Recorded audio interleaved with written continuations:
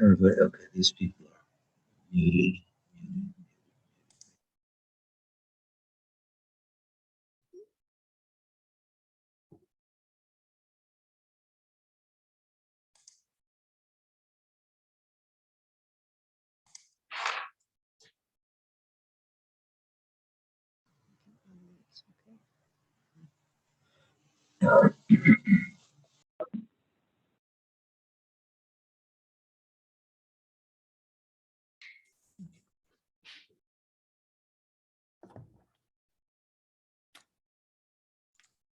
Hi, everyone. We're going to get started in just a minute. If you don't mind, please muting yourself if you're not one of our first speakers.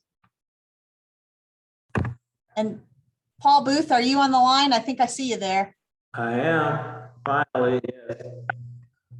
Great, thank you. Paul, I think everyone's in the meeting, and whenever you're ready to get started, please do. All right, well, let me thank everyone for being with us on our second community engagement session, so that as we look at the Martin Luther King Jr. Memorial, that we can collect all of your thoughts and ideas for consideration as we move along through the process. Dr. King has a very important and significant relationship with Cincinnati, going back to the 50s when Theodore M. Berry, who was vying for city council mayor at that time, we called on, not we, but they called on Dr. King to help, and he came in and met in the Emory Auditorium for a special program, and eventually Mr. Berry became mayor. And then, of course, Dr. King, from that time on, came back to Cincinnati year after year at the invitation of either Reverend Shuttlesworth, my late father, Dr. L.V. Booth, and Reverend Otis Moss. And one other important point that we should make about Dr. King is that the Progressive National Baptist Convention, again, under the leadership of my late father, was founded here. And in that time, many of our mainstream churches, especially Baptist churches, belonged to a convention. And the major convention at that time, Baptist Convention, dismissed Dr. King, his father, and others over their stand on civil rights. And in 1961, the Progressive National Baptist Convention was founded at church, which, as we say in the faith world, the Baptist world, gave Dr. King a denominational home and gave him a platform for his civil rights and other work. And so this is an important project to the city. It means so much to us, and we're so excited about the opportunity to make it happen, and thank City Council and all who have been involved in the process. Let me introduce the artists that are on the line with us tonight. There are 7 of them that will be taking a look at this project. All are outstanding in their own right, so we're excited to see what their concepts will be with your help tonight. The first company is the All Britain League, LLC, Artworks, Black Art Speaks, Gordon Huther and Partners Incorporated, Humanity Memorial Inc., John Hare Monumental Sculpture LLC, and the Core Gorilla Guild Incorporated. So those are the companies that we're looking at. We're excited that you are on with us, and again, we look forward to what will develop over the coming months. And with that, I want to turn your attention to the screen, and there will be a short video presentation that brings us up to date on why we're here and what we're going to do going forward. Thank you.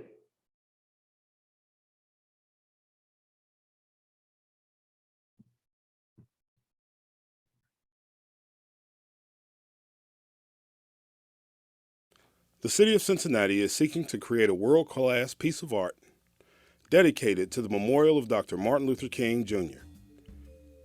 In 1987, the Baptist Ministers Conference of Cincinnati, in partnership with the City of Cincinnati and the Jewish Hospital, dedicated a memorial commemorating the life and legacy of the Reverend Dr. Martin Luther King, Jr. The memorial was located at the corner of Martin Luther King Drive and Reading Road in the Avondale neighborhood. But in 2017, the Martin Luther King Drive and I-71 Interchange Improvement Project required this memorial to be relocated.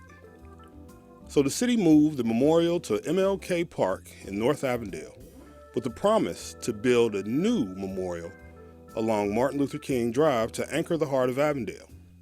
In May of 2021, Cincinnati City Council dedicated $1 million to fund a new memorial project. The final memorial will be unveiled next year to commemorate the 60th anniversary of Dr. Martin Luther King's I Have a Dream speech. 7 artists have been shortlisted to propose a design that engages the senses, stimulates the conversation, and inspires all to higher levels of achievement and greatness. The design should embody the concept of diversity, equality, and inclusion. It must create a positive impact, present a unifying voice for all, and build lasting trust and fellowship. It should create a standard of excellence for directing the neighborhood's potential and future physical development. And finally, it will proclaim a shared narrative by honoring the city's heritage and envisioning the future. To that end, we invite you to share your hopes, feelings, and reflections inspired by Dr. King to be echoed in this important display.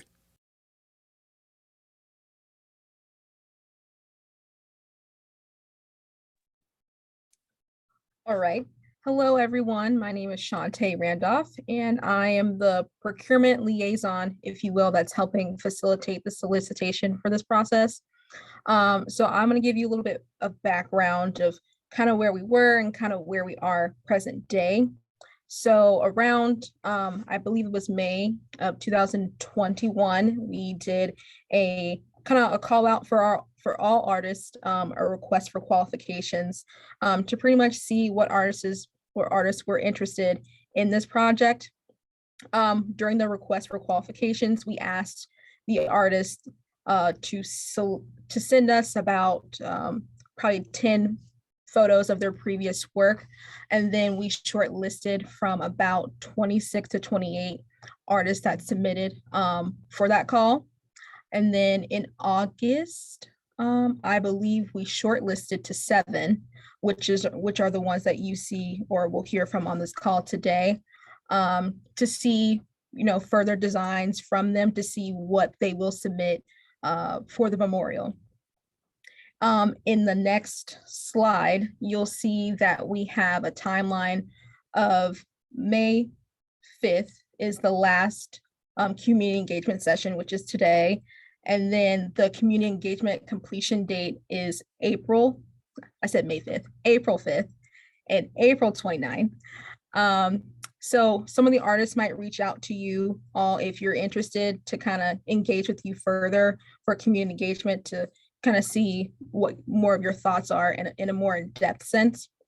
And then June 1st, that's when the artists will submit their designs of what their version of the memorial will look like.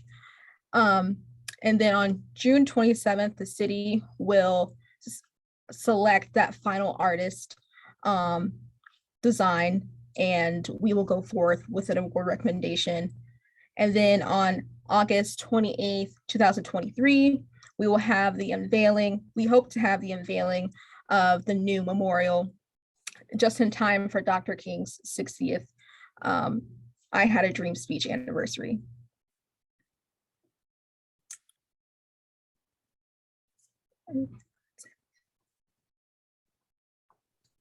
So, all right, it's up to Catherine. Thank you, Shantae. Welcome, everyone, and thanks for joining us this evening. We're really happy to have you here to talk about this very exciting project. I'm Catherine Keogers. I'm the director of the Department of City Planning and Engagement here at the City of Cincinnati. And with me is Deputy Director Alex Peppers You probably won't see him. He is very busy handling the technology for this meeting and also taking copious notes on everything that you say that's part of this conversation. I will say, if any of you joined us last week and were part of the conversation that we had then, it was really wonderful and inspiring. And I think that everyone walked away from the conversation really excited and just inspired about what this project could be in the future. So I just want to talk a little bit about how we're going to handle the next hour and a few minutes or so. We're going to spend about the first 30 minutes having a conversation with members of the community who are here to join us today to tell us your thoughts and your feelings. And again, we're going to be taking very close notes on everything that you're saying. I want you to look at me as sort of a conversation leader. It's not necessarily any kind of a presentation, but I'll be asking some questions and asking you to give your opinions. We're asking for each of you to allow everyone who's here to have the opportunity to speak. And I think that that we're in line tonight for some really great conversation and really great thoughts.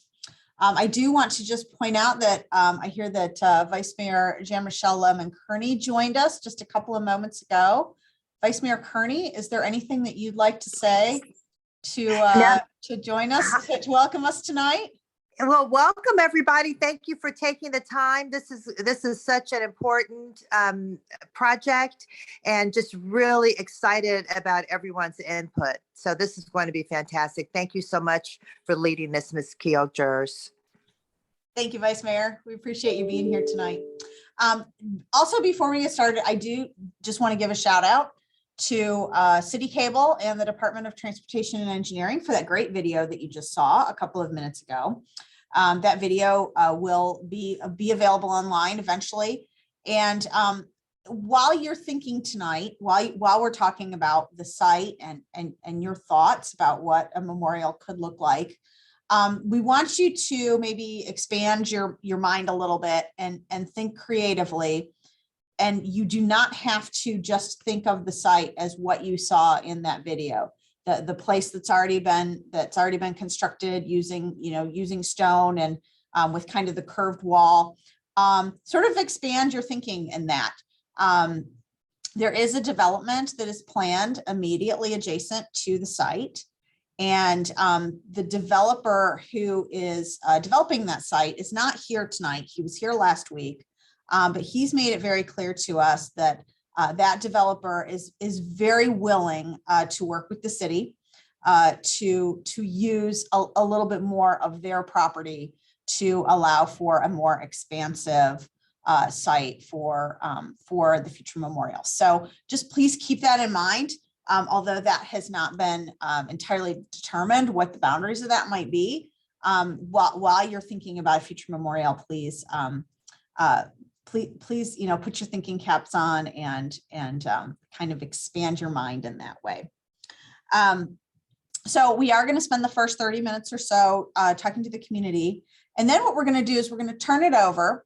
As Paul Booth mentioned, we have a number of very talented artist teams who are here with us tonight. We're going to give the opportunity to the artist teams to ask you, the community, some questions. They might be follow-up questions about what they heard from you tonight, or they may be completely new questions, but we're going to give them that opportunity. At the end of this, when we all say goodnight tonight, you will receive an email from us tomorrow with a survey in it, asking you some questions, some basic demographic questions, but then also offering you the opportunity to provide your name and contact information if you wish to have any of the artists reach out to you, if you're willing to allow them to do that, to follow up on anything that you've said tonight or to ask you additional questions as they prepare their submittals. So with that, let's get started in our conversation. And because there are quite a few of us here tonight, I'm going to ask you again, if you're not talking, please please leave yourself on mute. When you are ready to say something, feel free to either unmute yourself and jump in, or if you want to use the raise hand button, the raise hand button is at the bottom of the screen. If you hover your mouse at the bottom of the screen, you'll see something about third from the right that says reactions. It has a little smiley face and a plus sign on it. If you open up reactions, there is a raise hand button there. If you feel like you want to raise your hand, I'm doing it right now so you can see it. You can also then lower your hand. If you feel like, you're in class and you want to do that, you're welcome to do that. Or if you just feel more comfortable typing your response into the chat bar, we are taking notes on that as well, and we'll make sure to read all of those out. So again, unmute yourself and speak, raise your hand, or write in the chat bar. So with that, let's just start out and let's talk a little bit about Dr. King himself. And if any of you could tell me, when you think about Dr. King and his impact on our nation and on you and your lives, what words come to mind to describe Dr. King? Anyone? Anyone want to start us out? Who wants to raise their hand first?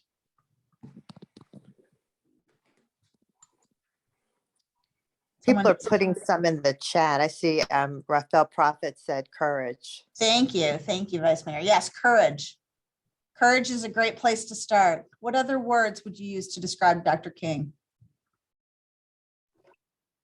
I wanted to say fighter for justice. Fighter for justice. That's excellent. Don't be shy. Catherine, you got a hand up from Doc Foster. Thank you. Doc Foster, please unmute yourself. I'm What sorry. word? Oh, Jennifer Empathetic. Foster. Hello, everyone. Empathetic. I'm in between two meetings, so sorry about that. Empathetic. Very empathetic. Empathetic. That's excellent. We also have Jordan, who said bold, innovative, brilliant, and compassionate. Thank you, Jordan.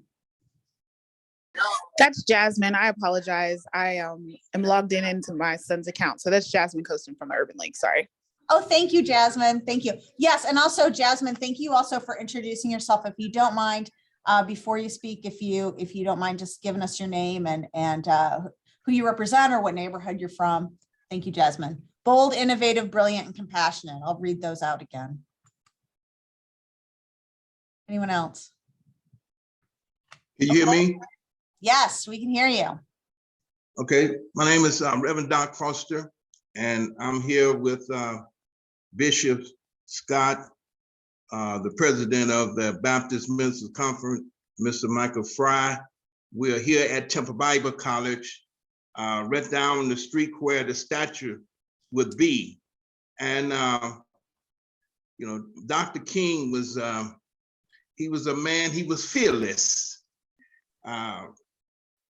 He really put his life on the line for what he believed. And I can really appreciate that. And we definitely want the statue there. They promised us that they would replace the statue. And that's what we are looking for. They said if we would put our statue down at the Martin Luther King Park, they would replace our statue. So we are really looking forward to having a great day when that statue is replaced. We want to have a marvelous time in this city. So we want to try to get his son to come here at that time. And maybe he'll preach for us at Temple Bible College on that day. So, Bishop Scott is our president. Maybe you want to say something, Doc. Well, I'm glad it's finally coming to an impasse where we finally figured out that we were going to select someone to do this.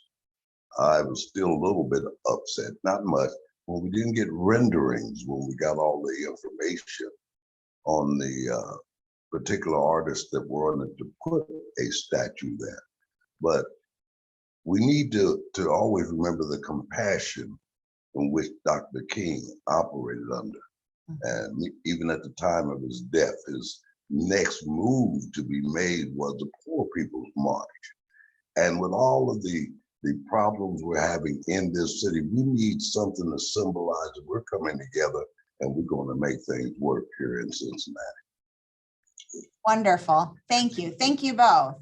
Thank you both. Christina Hartlieb, I see that you have your hand up. Do you want to unmute yourself and speak? Sure. Hi, I'm Christina, and I'm from the Harriet Beecher Stowe House, which is located right next door in Walnut Hills. And, you know, two of the descriptors that I would use for Dr. King are highly intelligent and highly eloquent.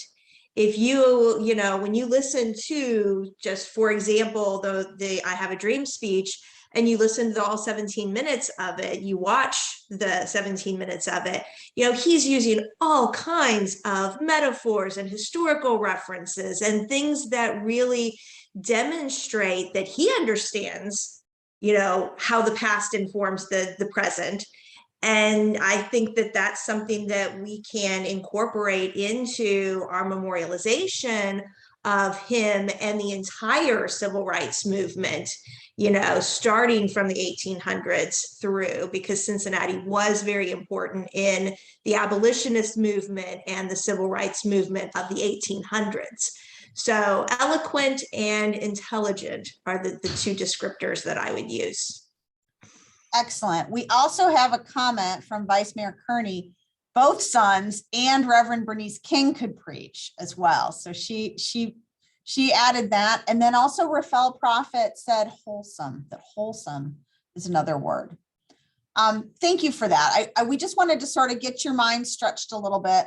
Let's start talking a little bit about Dr. King and the impact that he had on Cincinnati. And as you think through how this memorial might develop, what about Dr. King and his relationship to Cincinnati do you think needs to be reflected in this memorial? Anyone? Doc Foster, I think we should start with you. And you Okay, just yourself. Dr. King, he had close friendship here in Cincinnati. You know, Dr. Fred Shuttlesworth was, I mean, they worked together all the time, and Reverend Vincent Booth. So he preached here many times, and so he's real known here in Cincinnati. So, you know, when he come here, he's like at home because his closest friends was here. So it was just a marvelous time. I never did get to meet him, but I met, you know, Dr. Booth, Dr. Shuttlesworth, and all of those, but I never did get to meet Dr. King. And but Cincinnati is a place of interest with him. He loved to come here because he was around his friends here. That's wonderful. Thank you for sharing that. Is anyone else there in the room with you who would like to share anything on that topic? Or did you speak for all of them? This is Bishop Scott. Unfortunately, I didn't get a chance to meet him because of the fact that at that particular time I was involved in the war effort in Vietnam. And he was against the war and getting the troops out and back home in one piece and stable. And I understood that, I empathized with that because that was something that needed to be done. Also, when he was here, there was always a group of the ministers that was here to welcome him. Not only those that are known, some of them that were unknown, that he would even fellowship with. He was not the type of individual that had to be in a cocoon somewhere hid. He got out, he talked to the people. Jesse Jackson is another one that is sometimes overlooked. Him and Dr. King were very close, and Jesse still comes here often. And he feels right at home here in the Cincinnati area. So we're just glad to be able to celebrate finally that we do have something to remember. We remember a man with compassion, with heart, one that was willing to lay down his life for what he believed, one that was willing to help the people, the downtrodden, those that didn't have, and to try to get them back on the road to economic freedom and these types of things.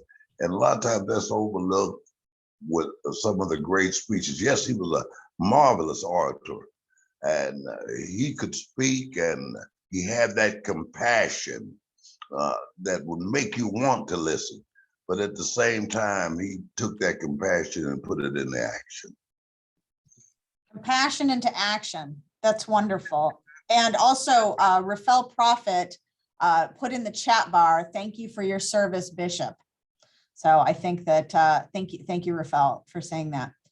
Jennifer Foster, you have your hand raised. Would you like to unmute yourself and speak? Talk a little bit about Dr. King's relationship to Cincinnati and our region. Jennifer? Looks like you unmuted yourself, but we can't hear you. Hello?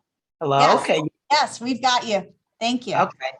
He was making, thanks, Bishop, so much for the comments. And another thing that I wanted to mention was the beautiful relationship that he had with Louise Shropshire, who's not a native, but did a lot of civil rights work. I remember about 4 years ago, I think I'm losing count because I'm getting older and I do projects and just forget about them. So I think about 4 or 5 years ago, I was looking at a PBS show and I wanted to pay homage to Louise Shropshire. So I collaborated with ADC and collaborated with CRC and Artworks, and we had a mural done of artworks of Louise Shropshire, just understanding her history, her relationship that she had with these great other freedom fighters like Martin Luther King, that all played great homage to so many things that we shouldn't be going through now, like poverty, housing. You know, they did so much work in them areas that if we still had those people here to this day, and we are reaching that plateau once again because the fire's been reignited, that we won't have the things that's going on. So I would love to also think of Louise Shropshire as, you know, one of the persons that also had made a great song, "We Shall Overcome," and also was a great partner and also a great sister and a great queen of Martin Luther King and his family. Thank you. Thank you, Jennifer. And yes, Vice Mayor Kearney also wrote into the chat that Ms. Shropshire wrote, "We Shall Overcome." We also spoke about Ms. Shropshire last week as well. She was brought up during last week's discussion as well. Let's shift focus a little bit to the Avondale Uptown area. And maybe talk a little bit about, is there anything about the Avondale neighborhood, the Uptown area, the surrounding neighborhoods that you really feel needs to be reflected in the memorial?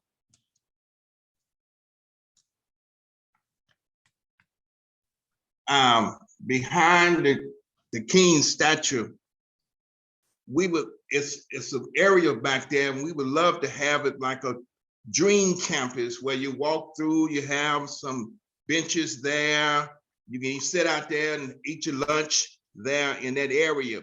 It would be a nice thing to be able to do that. We call it the dream campus behind the statue. Okay. And where people could, you know, they could walk through and sit down, eat their lunches there. That would be a great thing to do, to have in Uptown Consortium.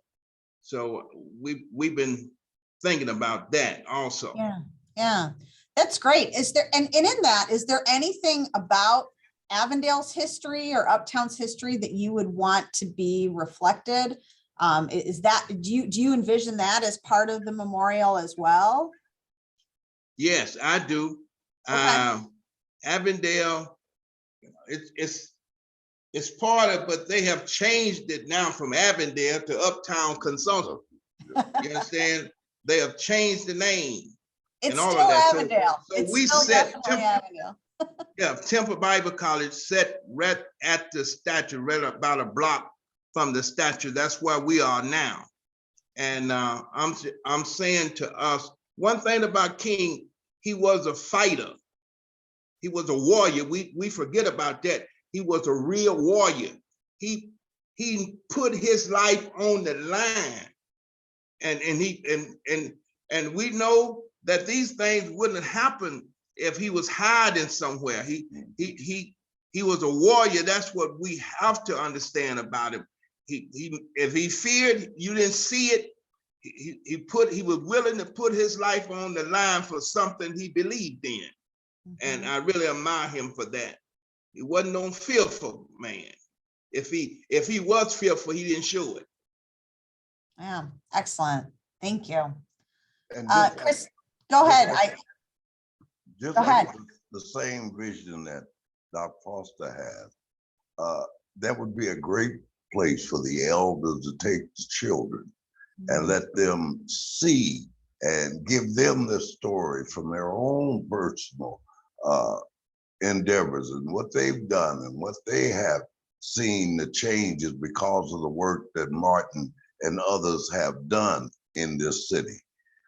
Avondale it's almost like a hallmark of, I know when they considered the empowerment zone, it was at the heart of the empowerment zone, one of the most downtrodden neighborhoods. It's coming alive now, but at the same time, it had been at that time.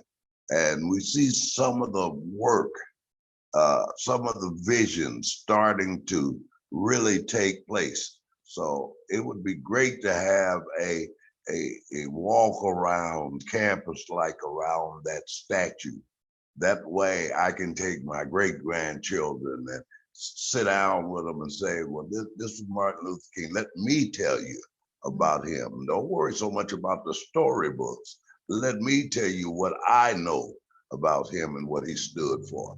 And maybe if we can change the attitude, we'll change some of the problems that we're having in the overall city of Cincinnati and the Hamilton County area, period. That's wonderful. Wow, Becky. that's Thank you. beautiful. Yeah.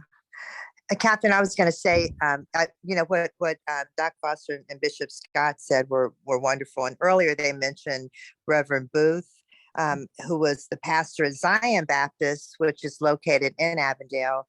And Doc Foster and Bishop Scott, you'll have to correct me on this, but I think Reverend Booth started, was it the National Conference of Baptist Ministers? Yeah. But it was a group that really propelled Dr. King. Progressive. Progressive. Okay. Progressive National Baptist Convention. Okay, Progressive National Baptist Convention. Thank you. And so that organization really propelled Dr. King to fame. It really made him well known and made him a national and international figure. So given that Dr. Booth was the founder, really it started in Avondale at Zion Baptist. That's wonderful history, Vice Mayor. Thank you. I also want to point out, there are a couple of comments in the chat that I just want to point out to you. Rafael Prophet said that Avondale was the epicenter of the unrest in Cincinnati in the mid-60s. Yeah. Yes. I think that's an important piece of the history of the community to remember. And also Leslie Jones said a memorial wall of names of justice warriors / fighters or plaques who people who worked with Dr. King and had a Cincinnati connection, such as Reverend Booth, Reverend Shuttlesworth, and Ms. Shropshire. So thank you for those. Yeah.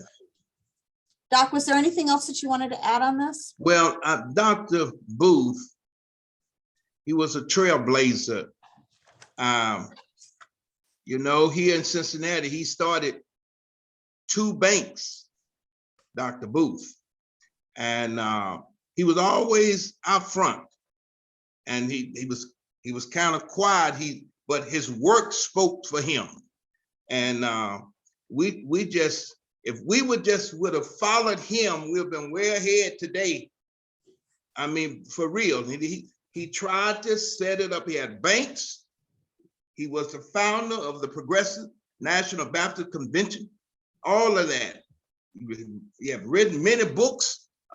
So I'm just saying we have a great man that was here, and he brought King here, and Dr. Shuttlesworth. All of them work together. They work together, and we need more of working together to continue their legacy. That's fantastic. Thank you. Christina Hartley, you have your hand up. Is there something you wanted to add to this about the history of Avondale and the surrounding area? Yeah. So, you know, I love these ideas about the, you know, kind of garden area and seating area where you can, you know, have lunch and talk to the grandkids and this kind of thing. That really, those are sounds really wonderful. I also want to bring out the kind of the again, as the historian here, I want to bring out the whole, you know, historical precedence of civil rights in Cincinnati. And, you know, the corner that we're talking about here at Reading and Martin Luther King is in the neighborhood of Avondale. But when you look at old maps of Cincinnati and before the interstate was built, that was technically part of Walnut Hills. And Walnut Hills has this connection to the Lane Seminary and the first abolitionist debates that took place in the United States in 1834. And the, you know, the Philanthropist newspaper, which was an abolitionist newspaper. And then you've got the African-American population of Cincinnati who are really, you know, the people who are running the Underground Railroad connections here in Cincinnati. You know, in the city of Cincinnati, it was primarily going through the Black church network. That's what the Underground Railroad was here in the city. And so it would be lovely to bring in these, you know, precedents of civil rights that occurred. You know, it's not just the 20th century, but it's been important backbone of our city and the surrounding areas, including Walnut Hills, for 200 years. So that's kind of what I would, you know, kind of bring in those historical precedent pieces of the civil rights issues as well. Kind of the historical literacy is what we like to call it. Reading the past to understand what's going on in the present. That's great background. Thank you so much. Mm-hmm. I'm gonna, I think Doc Foster and Bishop Scott, I'm sorry, we're just starting to kind of get to this next part of the conversation, which is how you envision using this memorial. Now, So you said that you envisioned a place where you could bring your grandchildren and sit, but let's just talk for a minute about that so that we can kind of get out all of the ways that you would want to use this space. Do you? Now, you know, up on the corner, you know, they're bringing in a new hotel. Across the street from the hotel, UC gonna have a big building there. Down the street, across from Temple Bible College, there's gonna be a big medical center there. So it's a lot of things that's coming up around the Martin Luther King statue that's going on now. So that's going to be something to see. All of the things that are going on right now. You see they're building the hotel now. Then across the street from that is going to be UC big building. And then down the street going to be a big medical center. So it's a whole lot of things going on, but we don't want it to take the view from Martin Luther King. You know, that's what we want to be there where everyone can see it. It's the statue. Because of him, that's why everything else is going on up there.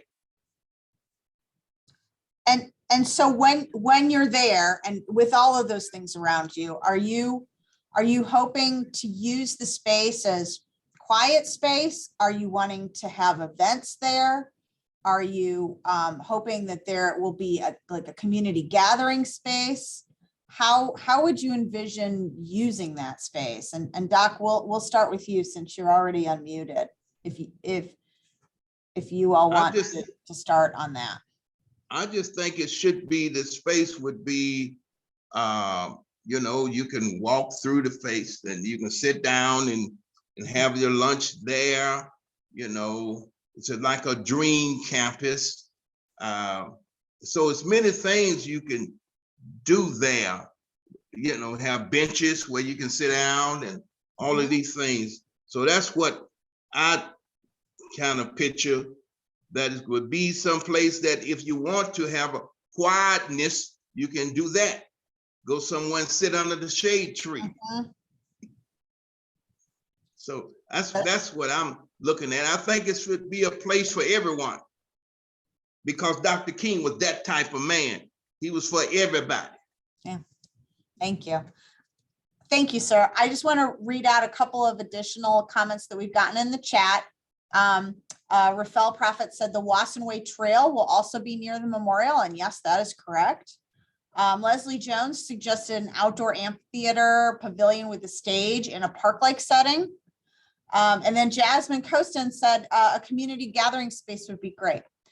Derek Blessingame, I also see that you have your hand raised. Did you want to unmute yourself and comment on this too? Yeah, Derek Blessingame. I grew up in Avondale, 20 years. I have sweat equity and investment equity in Avondale. My great grandmother was a property owner, and what many people comment about, you know, what Avondale was or what it's becoming. Avondale, that area where the King Memorial was removed in 2015, we had 99% Black home ownership in that area. My great grandmother was one of the homeowners over there. That whole area from Reading Road and Martin Luther King Drive all the way back to Van Buren Avenue, where they took all those homes. All of those African Americans owned that home. You had Alexander's that was right there. That was a bar. It had, you know, a nightlife, entertainment. You have Nanny's that's been there for decades. You have all of these Black businesses that were along that strip and along that whole area holding it up. And I actually witnessed African Americans, you know, taking care of their property, investing in their property. One of my assignments as a teenager was to keep the trash off of the King Memorial. If you walk past there, pick it up. If you see it when you're walking from school, from South Avondale Elementary School, to take care of that entity there. What I want to see immediately is the city of Cincinnati to put the memorial back where it belongs. It's been out of commission for too long. We could put parks, we could put recreation, we could put a dance hall, we could put a bike trail, we could put outdoor amphitheaters there, but we want the statue, we want the memorial to be back where it's at.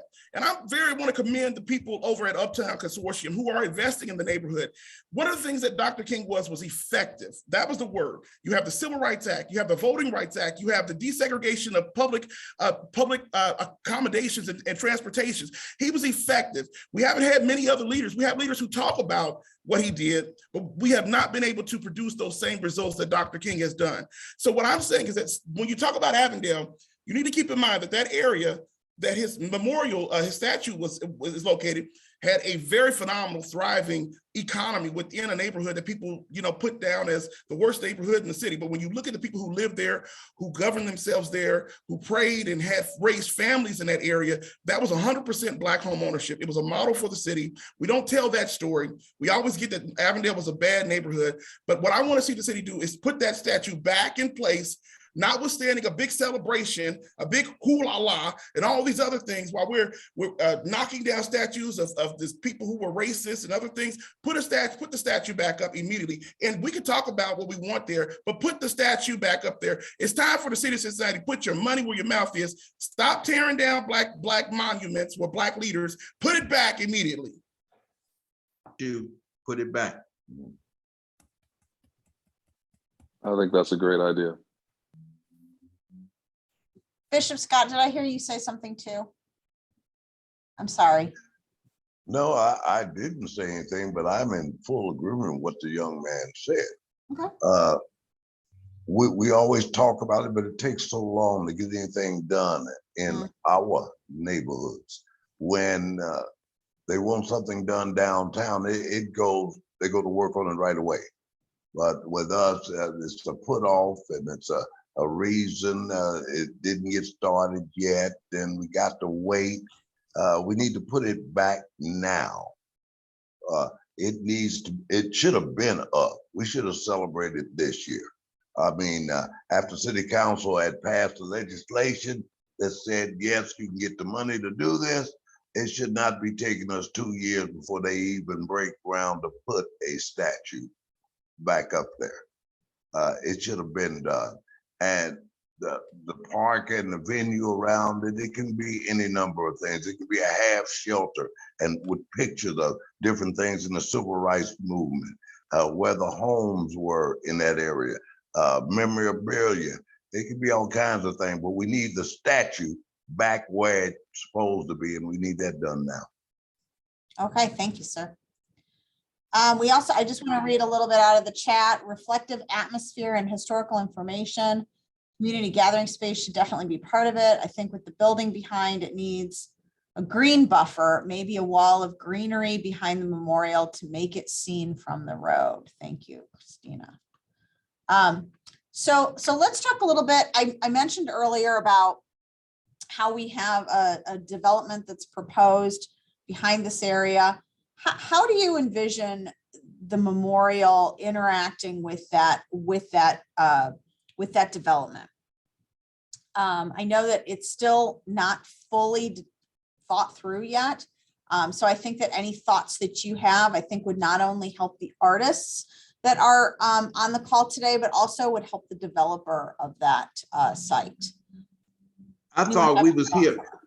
I thought we was here to see some pictures that the artists have done, that we can start choosing which one we want up there. No, right now, the artists have not submitted, and I don't want to speak to this. Shantae, do you want to speak to this about the timing of this? Right, I can talk, and if you can correct me if you want to, that the artists haven't submitted anything yet. And part of what we're doing tonight is trying to hear from the community to help give the artists some inspiration about what to design and submit to the city. Is that correct, Shantae? Catherine, if I could chime in here when you get a second. I'm concerned that the city has already put forth their decision on what they're going to put there. And we're just here to basically, we're just here just to fill the space tonight. And the city has already determined what they're going to put there. And we're just here basically going on a ride for PR purposes. And I don't appreciate that, because I talk to a lot of people in Avondale. I don't care if I'm in California.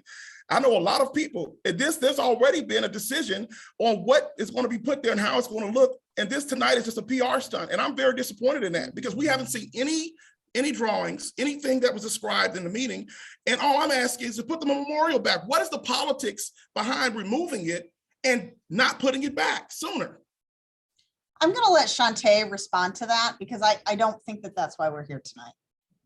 So to be clear, there haven't been any design submissions submitted to the city of what we're choosing.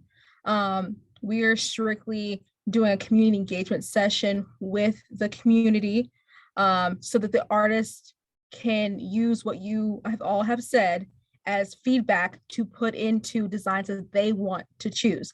I haven't seen anything, and no one else on the evaluation committee has seen anything. They are submitting their proposed design on June 1st. On June 1st, those who are a part of the evaluation committee, and there are about 7 non-voting members, if you will, on the evaluation committee. I believe that include Reverend Foster and some other people that are not on this call that were on the call last week. And they are supposed to be looking and speaking as stakeholders of the Avondale community. The solicitation for this process, due to regulations that the city has to abide by, we can't show everyone on this call what those proposed designs will look like, because we have to make sure that this is discreet and confidential, if you will, that everything is being done fairly to give everyone a fair chance. So we keep it kind of closed in, so only the City of Cincinnati personnel can vote on it, but we're taking the Avondale community members who are non-voting members, we're using them as technical advisors to advise us on what they want for the memorial. I understand. Go ahead. So my question is, so what the city is telling the Avondale community, you're making the decision on behalf of the community. Where's the community? I mean, with all due respect to the community council, I know they're very busy and very engaged. I'm just concerned that the city is dictating to the community what you want. And is there anybody from the Avondale Community Council that's a part of this conversation? Yes, Tony Moore. I Yeah. don't have the list in front of me right now, but Tony Moore, I believe he's the president of the Avondale Community Council. Yeah, I know Tony very He's well. on it as well. He's been working with us, choosing this shortlisted selected artists. They have been working with us hand in hand. This is not the city's way. We're taking your information and feedback, and we're using that to choose the best person that will, provide the best memorial. And I understand that you all want the old one back, but that's just kind of the way that it's been handed Can I down to say me. something? Can I say something, please?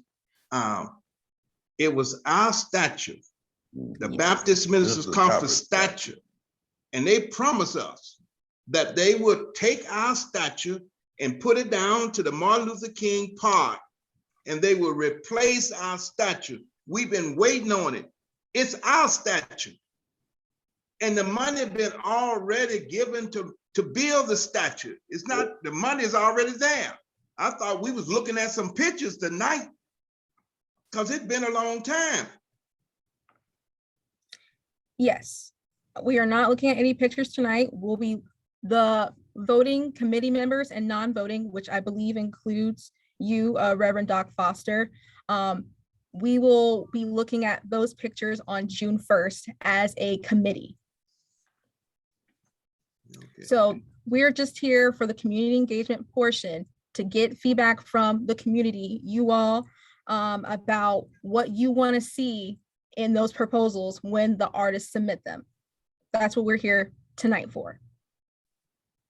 But it's mighty strange in this city, period, that when the city decides to do something, they don't go out and get community input or anything else or what they want to do. They just go ahead and do it. And we have to deal with it later.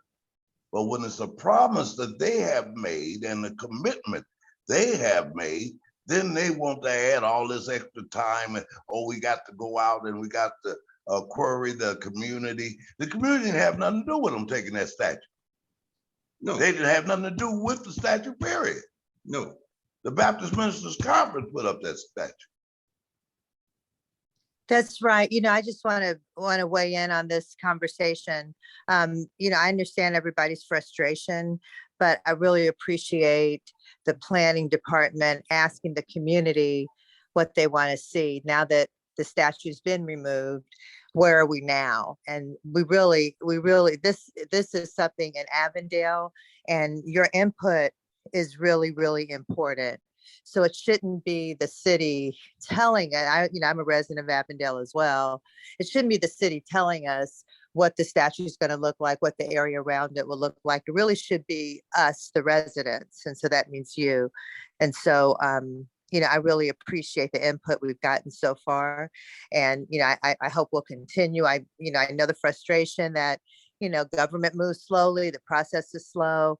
I get that, but, I appreciate that on June 1st, it sounds like on June 1st, we'll have a decision on the actual design. Is that right? The decision of the actual design should be around June 27th. We're getting the submissions June 1st, and then we're going to deliberate amongst the evaluation committee, voting and non-voting, and then we should have a decision by June 27th. And so Doc Foster, you're part of that. Is Bishop Scott part of that as well? Yeah. Okay, that's great because you're president of the Baptist Ministers Conference, so that's important. And then Tony Moore, who's president of the Avondale Community Council. I don't know who else is on the committee, but I'm happy with the names I've heard so far. So that's really good. Thank you, Vice Mayor. I see Jennifer Foster's had her hand up for quite some time. Jennifer, did you want to chime in on this?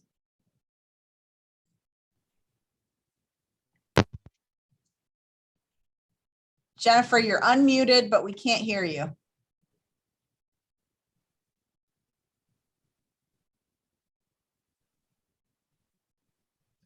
Okay, Jennifer, we'll come back to you.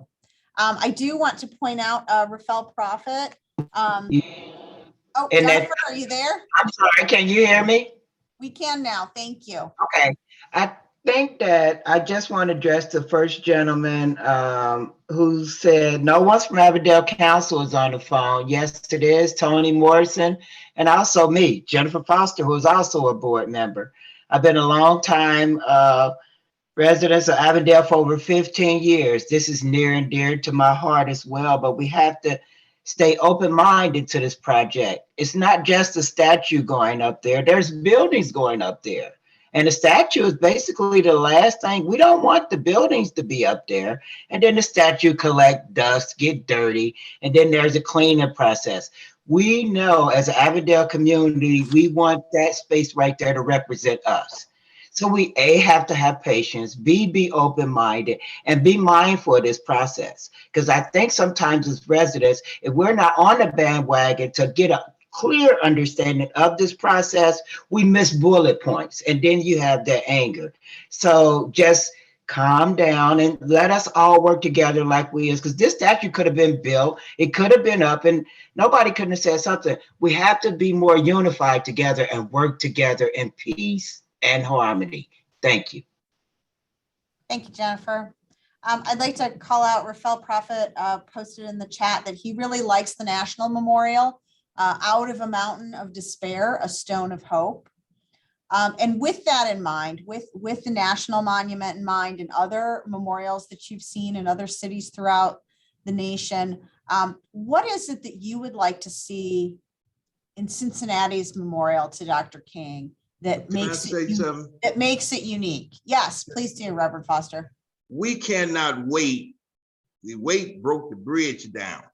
We cannot wait till you build all them buildings up there to get the statue up, because there's so many buildings going up there. If you know something about Uptown Consortium, it's a whole lot of buildings. So we can't wait that long. If we have to clean the statue, clean it. But we can't wait for years and years before we put the statue. We just now dealing with the hotel, and then all these other buildings going around the hotel. So it's gonna be years before they finish all these buildings. We want the statue up as quick as possible, because they promised us that. They promised they take it down and take it down to the park. They will put the statue back up. That's what they promised the Baptist Ministers Conference, because it was our statue. So we want it up as soon as possible. We can't wait for 3 or 4 years to get a statue, because that's what it's gonna be with the buildings. They got all kind of buildings. Look at the things that is going on around that. It's a whole lot of buildings going on. So we have to put the statue up before these buildings are completed, or we would never get a statue. So I don't think that's the intent. I don't want to speak for anyone in any of the other city departments, but my understanding is that it's not the intention to wait for the development to occur before putting the statue up. Am I correct in that? I thank you for that. This project is moving as planned. The buildings, the timeline is completely independent of the buildings and the development. Shantae shared the timeline for this. Like she said, the submissions are due June 1st. Selection will be made by June 27th, and the ribbon cutting should be August of 2023. So that timeline is completely irrespective of any development happening. We're sticking with that. And Jennifer Foster just gave me the thumbs up on that. Is that right, Jennifer? Avondale is in agreement on that one as well. All right. Yes. All right. Thank you, Jennifer. Okay, so let's talk a little bit about what you envision. Catherine, Rafael Prophet had his hand up. I think you might have missed it. Thank you, Rafael. Please speak. Yes. I'm sorry. Yeah, can you hear me? We can. Can you hear Thank me? you. Yes. Yeah, well, first I wanted to thank Reverend Doc Foster and Bishop Scott for the efforts of the Baptist Ministers Conference. My dad saw Prophet was a part of that, so their efforts are keeping Yes, that's right. Keeping, that's right. That's right. So keeping, overwatch for the MLK Memorial and Brother Blessing Games, his passion. I hear it as a born in Avondale, raised in the West End, and back in Avondale where I live. Certainly understand the history of that. But I wanted to just really speak on, that quote from the National Memorial saying that out of a mountain of despair, a stone of hope. Given all that we've seen with the COVID, the disparities, the social movement, I mean, we're still dealing with a lot of those issues. And so it is my hope that that we will take, because I have a dream speech, and someone said it is just laden with so much intellectual fervor that we really need to address. But that one really stands out because we still have this mountain of despair that we're dealing with. But King was always hopeful, right? That's where that came from. I just wanted to thank the Baptist Ministers Conference in Blassingale for his passion, but also, like I said, out of a mountain of despair, we're still dealing with it. A stone of hope, what King always believed in. Thank you. That was lovely. Are there any thoughts as to what would make Cincinnati's memorial stand out from those that are at the national level or that other cities have that you want to share with the artists?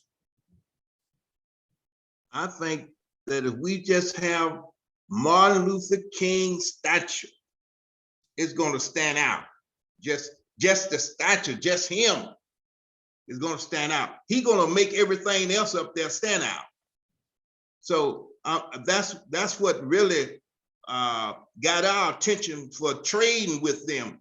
They say they're going to put a statue up. They take our statue down, put it down in the park, and we went along with it because we would love to see a statue of Martin Luther King up there. So that's why we went along with what they were saying. I think they should have had it up way before now, really being truthful about it. Thank you, Reverend Foster. Thank you. All right, we are going to turn the night over now to our artists. We have 7 artist groups here, all very talented folks who are each going to take a short opportunity to ask you all some questions to clarify things for them or to get additional information from you. Again, we will be sending all of you a follow-up email tomorrow with an opportunity to give us your preferred contact information if you wish to allow the artists to contact you individually. So I'm just going to go through that list very quickly and let each of the artists ask a question. So we'll start with Anna from the Covarilla Guild. Anna, if you were on the line, Anna, I see you. Yes. And Yes, you are hi. muted. Thank you. Hi. Oh, thank you very much for inviting us. My husband, Jeff. Hi. Hi. Really appreciate it. Yeah, we learn a lot and we taken a lot of idea and we have already, set our idea, but I think we can add something we learned from you guys. And we're going to ask more questions to you, my email, something specific questions. So, but again, thank you so much for sharing the idea and story of the Cincinnati. And These Avondale. meetings have been very comprehensive. I think you asked the question about what Dr. King, one word or one idea that exemplifies Dr. King. And the one that I haven't heard, though I agree with all the other characteristics, like a teacher, powerful, courageous, but he was also, I think, probably the most, he was a philosopher. He was I think the most important American social philosopher of his time. And minister. Yeah. I think everything, when I hear his quotations and read what he said, that's philosophy as well. Yeah. Thank you. Thank you both. Let's move on to John Hare. John, are you on the call tonight? I don't remember seeing John Hare join us, and I'm looking for him. John Hare, are you here tonight? I don't see you. So if anyone happens to notice, anyone from the city team, if you happen to notice John Hare joining us, please let me know. Otherwise, somebody on the phone and keeps trying to unmute themselves. I don't know if it's John or not. It's a long distance number. I see an artist, Michael Copage on. yes, we will be getting to him in just a minute. Right now, we are looking for John Hare. John, are you the phone number that's trying to unmute yourself? Okay, well, we're going to pass him for the moment. Let's go to Aichu Hopen. Aichu, did I get your name right this week? I really hope so. I apologize. Aichu, can you unmute yourself? Okay, yeah, hi. You have Hi, everyone. It's so wonderful to spend time with you all together. Okay, is John going to talk first? Yes, we'll let them do that. Thank you, Aichu. John Hare, are you there? Can you Am I unmute? unmuted? You are unmuted. Do you have any questions? Yes. No, I just wanted to thank everybody for their input, and I know there's a lot of love of Dr. King in that area, and I just wanted to say that I'm honored to be a part of the competition, and I guarantee you that I will do a beautiful statue of Dr. King that doesn't need a name plaque. You'll know exactly what he looks like. So I'm very excited about the project. Thank you, John. Thank you.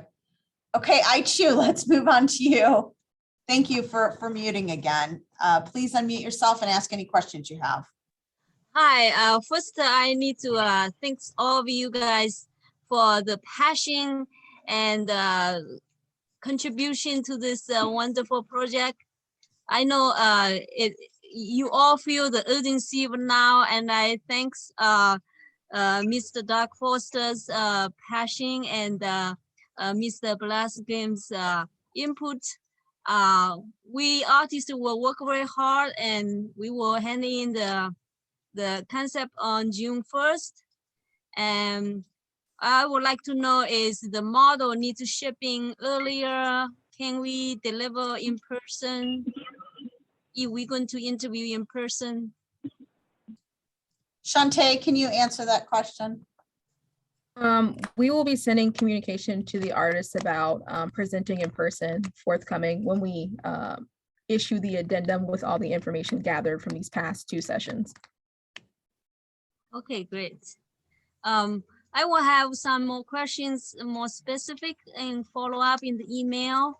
And I want to just thank you all for the input, and definitely all your voice will be heard. And I appreciate, and please contact us individually if you like. aichuhopen.com have my information. All of you can contact us if you have any questions. And thank you very much. Thank you. Thank you. All right. Next on the list, we have, is Sydney Fine from Artworks here tonight? Sydney, if you don't mind unmuting yourself, thank you. Yep, I'm here. You know, I have similar sentiments as the other artists. It's a real privilege to be here and to hear people's stories from the neighborhood. So thank you so much, and for letting Artworks be a part of this process.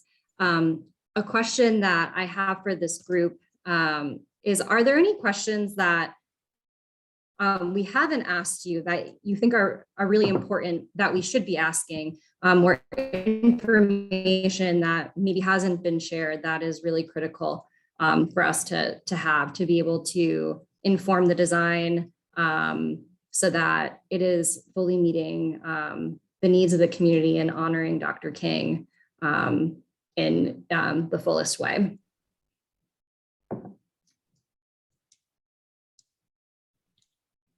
Anyone want to speak to that? I think she's asking, is there anything that we're not covering that you really feel like you want to talk about? Reverend Doc Foster, you unmuted. Oh, is that Bishop Scott? Thank you. Scott. Thank you. I would like to ask the artists if they are selected at this June inventory of their works, how long of a process is it going to take to build the statue and put it there? You know, we could be selecting somebody and then it take them 3 years to get the statue up. Shante, you want to speak to the completion date real quick? To reiterate, the completion date should be August 28th, 2023, which would be the unveiling for the statue, which would be at the 60th anniversary for Dr. King's I Had a Dream speech. So that's the deadline for unveiling. And so there is an expectation that any artist who's bidding on this would be able to make that deadline. Is that what you're saying, Shante? Repeat that. Tell her to repeat that. I didn't get that. I wanted to be more clear on when it's supposed to be up. So the unveiling for the memorial will be August 28th, 2023. And that would be in accordance with Dr. King's 60th anniversary for his I Had a Dream speech. That's the deadline for the unveiling. That's when the artist should have the statue or memorial erected in Avondale. Okay. And so, and just to clarify, Shante, any artist who is bidding on this would be expected to meet that date? Yes. Okay. Reverend Foster, does that, and Bishop Scott, does that answer your question? Yes. Okay, good. All right, anybody else have any questions to Sydney's, any answers to Sydney's question about anything that we're not talking about that might be missing? Jennifer Foster. Jennifer Foster's. Oh, Jennifer, yes, thank you. Unmute yourself. Hello. I think that one thing I have a problem with is that I go visit other states to see their great statues and we don't have one. And if we just had not just a statue, also make this an educational piece as well, because I think one thing is missing is the storytelling piece. About how he connected so many different cultures together, so many different people together, so many different walks of life. And that's like a melting pot of Avondale, which in that corridor right there, Uptown, Wanna Hills, it's all a mixing pot. So I think it should be some type of story level from young to old to have an area to sit down and just read that quote or read that story. It's like when you go to DC and you walk the MLK Memorial and you look at each quote as you go around. You know, it's a great stone statue, but each quote is memorable and beautiful. Thank you, Jennifer. All right. All right, thank you. Let's move on. So I noticed that both Alandis Powell and Michael Kopaj are on. Which of you is the official speaker tonight? I can be the official speaker if you can hear me. Okay. Alandis Yes. is just here to listen and take notes. Great, thank you, Michael. Do you have any questions for the community who is here tonight? Yeah, sure. I'm wondering if I heard a lot of conversation about, bring our statue back, we should have done this, it's overdue.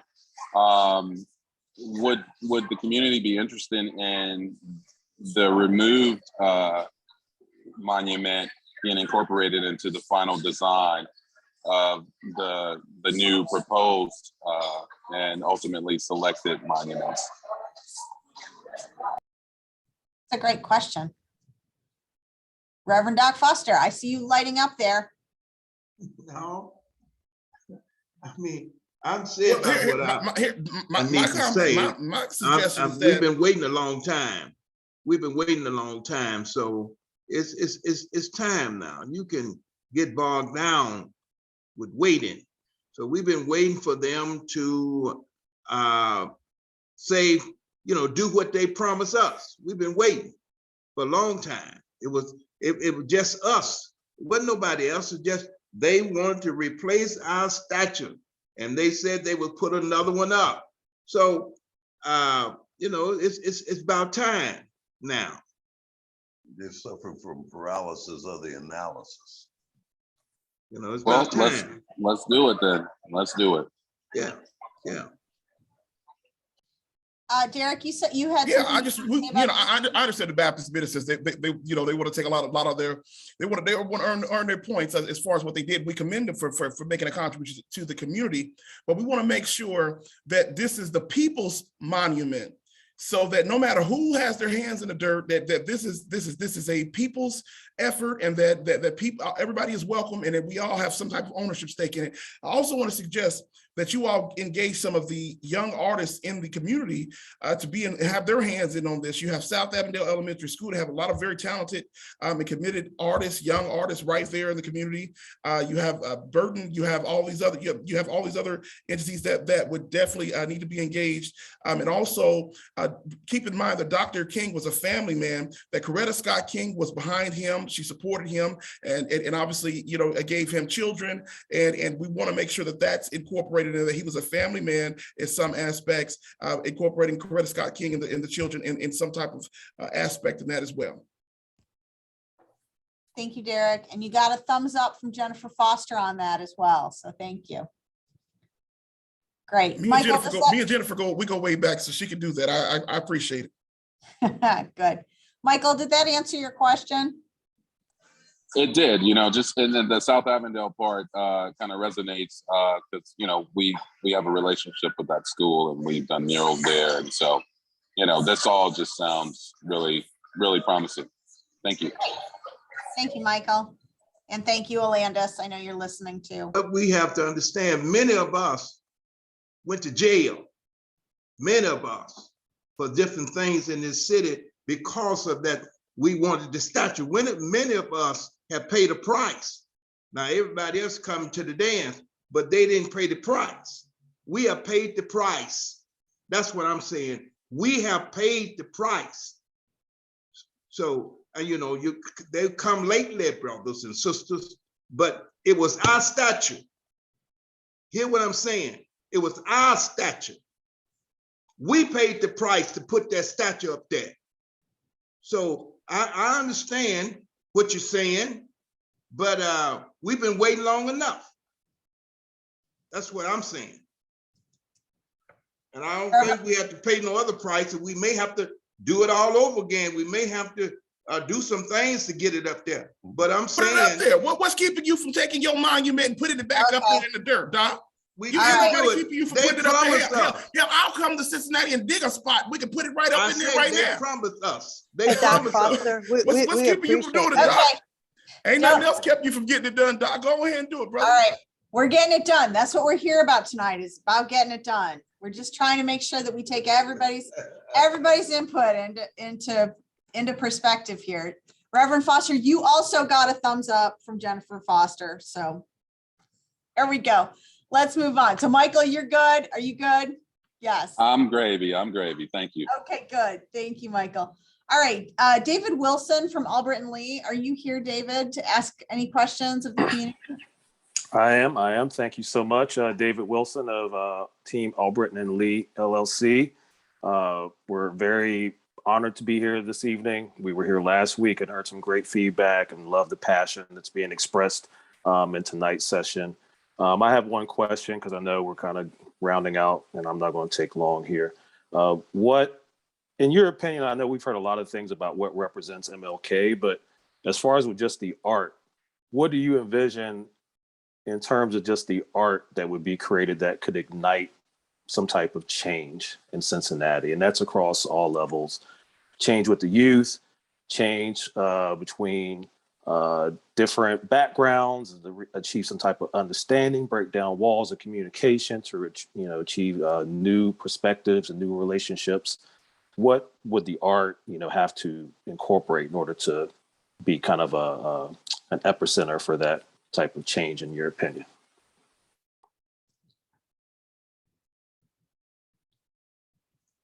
Any thoughts on that?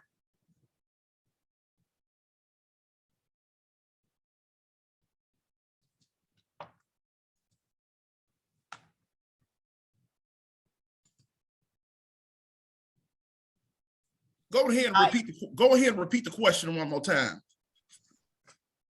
Yes, sir. Yes, sir, Mr. Blassingame. I guess I was trying to get at, we've heard a lot of words that represent Dr. King, but as far as with the art, just in and of itself, what would you envision if you close your eyes and see something there right now that you felt like would be the epitome of sparking or initiating change in Cincinnati in some type of way or on some type of level?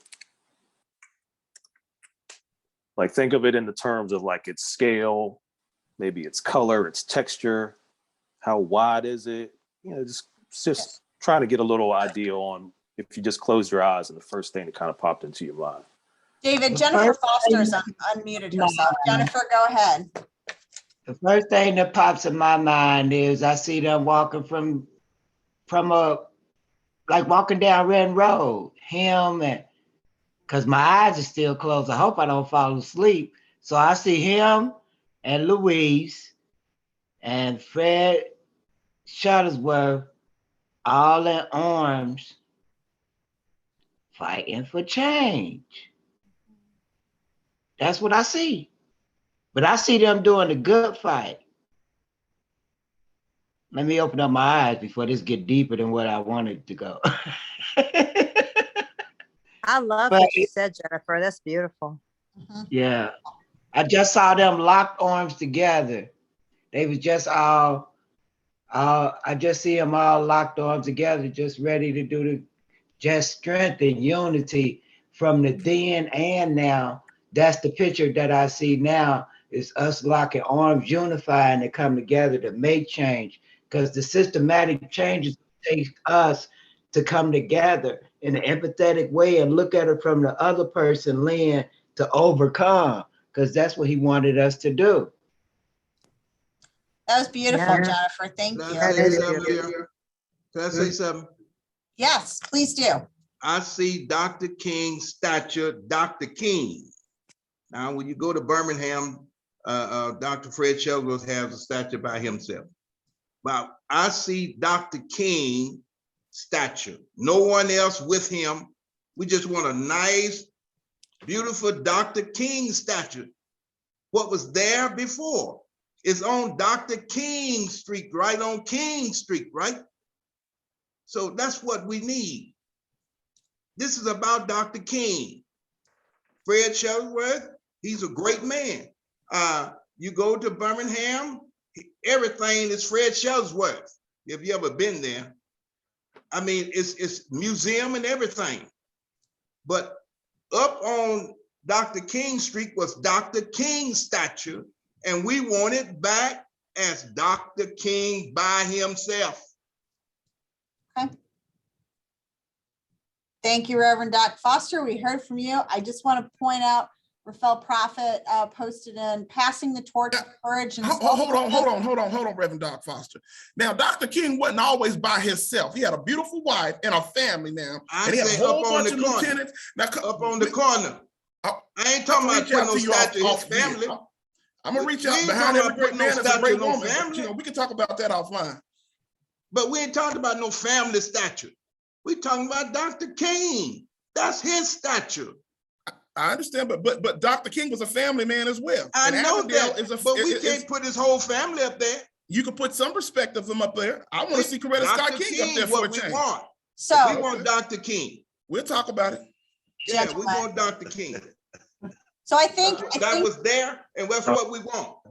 I think that hearing this conversation back and forth between the two of you on this is giving the artists definitely a lot to think about in terms of, you know, is there a way to reflect all of these ideas? And again, everybody who's on this call tonight has legitimate ideas. I'm gonna. has completely legitimate ideas, and we want to hear from everyone. So the artists are listening to you all. I just want to point out, Rafael Prophet said, passing the torch of courage and selflessness. And Vice Mayor Kearney said, Doc Foster and Bishop Scott, you're civil rights trailblazers, and we appreciate you. We all feel that way tonight, for sure. So let's move on to our last artist, Marlon Hall. I think I saw you on here just a moment ago. Marlon, are you still here? Here I am, Catherine. How are you? Great. How are you doing, Marlon? Good, good. I'm with Gordon Huther, and I'm an anthropologist and an artist. And one of the elements of how we create our artwork is through anthropology. And that simply means that we create listening to the community that we're creating the artwork for before we make the artwork, as a means of creating the artwork, so that we create clean mirrors that reflect the community. Now, can't nobody say that that statue ain't missing. It is missing. And I want to validate and authenticate the passion and the emotions around its loss. I'm curious to know, like, what else is missing that the statue represents? So what does the statue represent that's now missing that we can learn from as we create? Because again, listening leads our creation. Like, what's missing, you think, that statue represents that we can cultivate as we create? Great question, Marlon. I think what's missing is the coming togetherness. See, every year we would have a Dr. King Day, and over to the University of Cincinnati. And then we would get on the bus and come up to the statue, lay a memorial there, and a lot of talking and praying there. I mean, some of these people there now, they don't understand that. They haven't seen that. But we had every Martin Luther King Day, we had a program. And we had preaching and choirs, and then when we was finished, we would get on the bus and go to the statue and lay a wreath at the statue. So it was more than just that. We would have a big day on Martin Luther King Day. So it was a place of gathering. It was a destination for gathering. Okay. Yes, sir. Thank you. What else? Mr. Derrick, would you mind sharing? Or Bishop, what else is missing now that statue is missing, that this artwork should represent? Well, as it was suggested by our previous speaker about putting the family in it and all of that, if we're going to have him embracing anything with this statue, it would have to be holding the world in his hands. Because, like I say, when he was assassinated, I was just coming out of the rice paddies in Southeast Asia. Wow. And even in Japan, in Philippines, all of the natives of those countries and everything was in mourning with his death. So his life affected more than just the folks here. He meant more than just a handful of people on a survey to say what they think it ought to be about. Martin Luther King Jr. was about people. Thank you. Now, the statue needs to portray him and him alone. Thank you. Mr. Blasingame, what's missing? Well, I already spoke my piece. I just say, incorporating, whatever, I'm not an artist, but, Yeah, but Mr. Blasingame, the original statue didn't have his family. On what I see. Yeah. The original I'm not an statue artist, didn't but I'm have not his closing family. my eyes and giving nobody no report on what I see. But I understand where y'all coming from. All right. But Derrick, would you mind sharing? I understand, but what I'm just saying, whatever y'all come up with, just keep in mind that that's a very sensitive topic, and that Avondale is a very hot button, conversation any day. So it ain't Avondale no more. It's Uptown Consortium. It's Uptown, Avondale. Not Avondale. Uptown. Okay. Consortium. Thank you, guys. All right. Thank you, Marlon. I appreciate it. I appreciate it. I do just want to read one more comment from Vice Mayor Kearney. She said, "When I close my eyes, I hear water, justice rolling down like a mighty stream." Thank you, Vice Mayor, for that. So we have made it through all of our artists. We are over time. I'm sorry, but thank you for spending this time with us tonight. It's been an incredibly good conversation. Although everybody might have a different perspective on how this ought to look, I think everyone here had really wonderful things to say that I think are going to give our artists a lot of real inspiration as they move forward to submit to the city by June 1st, right? And with that, I will turn it over to Chandra Youngbluth from the City Manager's Office to again talk about next steps. So hi, everybody. Thank you again for tonight. Thank you for sharing everything. And again, this is the second listening session that we've done. And again, I've learned so much about the Cincinnati connection, and the things that Bishop Scott and Reverend Foster talked about were really impactful, and some of it was very new to me. And this is why we do this. This is why we do this before the artists make their renderings, so that this can be incorporated into that. I was told once that if you're doing community engagement after the cake is baked, then you're messing that up. So I think we as a city have not always been as proactive with our engagement, and we are doing that this time. And we will also be working with the non-voting community members to evaluate the final designs. I've got the timeline up again, just to remind everybody that the submissions from the artists are due June 1st. And part of what the artists are being scored on is their incorporation of community input from these meetings and from any other engagement that they're doing. So it is really important to us to make sure that this memorial does reflect the community.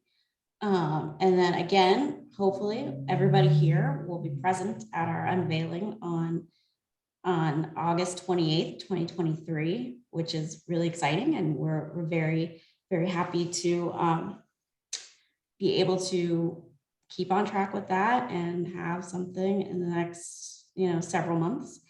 And then again, Catherine did say that the planning department's going to send out a follow-up survey from this meeting for everybody. It's just a few short questions, and in that, it offers you the opportunity to share your contact information if some of the artists want some more clarifying questions or some more community input while they're designing. Now that they've been given a couple of different input sessions to be thinking about, they might have additional questions as they're in their ideation phase. So if you are willing to do so, please fill out that survey, and on the survey, you can indicate whether or not the artists can reach out to you directly. And then, sorry, the slides are the last one. So that's today's engagement session. So thank you very much. Again, we really appreciate your willingness to be here with us tonight, to share your opinions and to reflect what the neighborhood and the community is thinking and what we'd like to see in this design. Thank you, Chandra. Thank you. I do just want to read a couple of final messages from the chat for everyone. Christina Hartlieb said, "I really like the idea of meeting and celebrating the statue. From a historical perspective, a concept is to start at the Harriet Beecher Stowe House and march to the statue to show the continuity of civil rights work through the centuries." Thank you, Christina, for that. And then Rafael Prophet asked if we could list the voting members of the committee, and that the decision makers should be very transparent. I'm not sure, Shantae, is that something that you can provide? I would have to speak to my constituents about that. I don't think I can provide that at this time. Okay. Rafael, we'll reach out to you individually on that, and if we're able to do that, for sure. And as Chandra said, we'll be sending out a survey. We'll also be developing a survey that you can share with, friends, neighbors, and,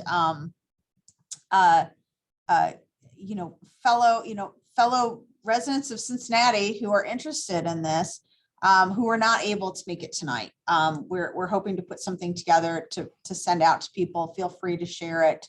If there's anyone who, especially in the Avondale community, who really ought to be available to speak to the artists, let us know that too. We're happy to pass that along.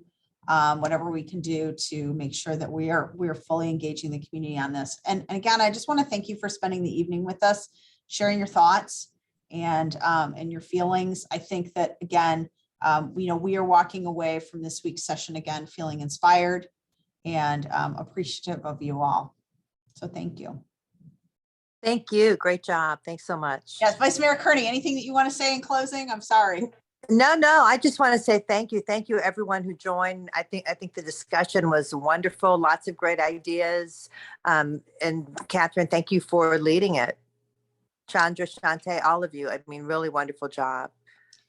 Well, thanks. And Doc Foster, Bishop Scott, it's going to be fantastic. We're going to make you proud. Thank you. Thank you. We trust you. Okay. We love you. All right. Thanks, everyone, and have a great evening. Bye-bye.